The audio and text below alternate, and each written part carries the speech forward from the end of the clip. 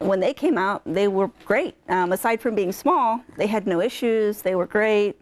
NICU took them away, and then that's when I realized things just didn't feel right for me. They didn't feel right because Michelle was hemorrhaging, a rare condition called placenta accreta that led to massive uncontrollable blood loss that began at 2 p.m. on May 28, 2010. She was soon unconscious. At 10 p.m., she woke up on a ventilator, unable to talk. I wrote out with my finger DIE to ask my sister if I was dying.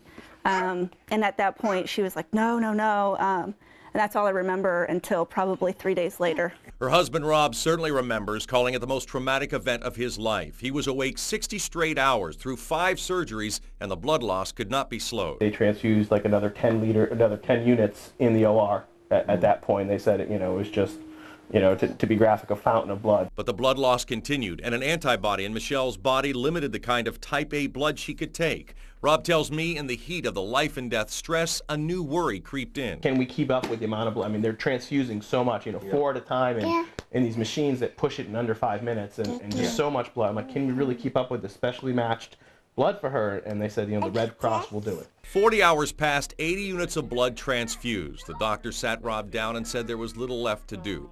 Rob asked them to continue to transfuse and says that bought time for doctors to come up with a last-ditch strategy, a blood-clotting drug given to hemophiliacs, but for Michelle, a dose 7 times the normal strength. This is either going to work or she will stroke out. I mean, that were our options at that point.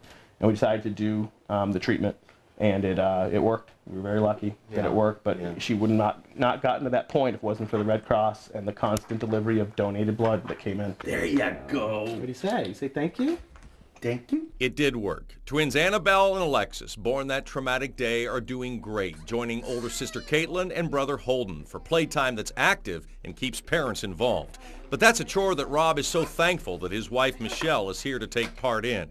Her chances of survival were minimal, but with a miracle or two and 90 units of donated blood, Mom is here, and her oldest has a message about donating blood for all of us. We should do it. It's the right thing to do to save other people's lives.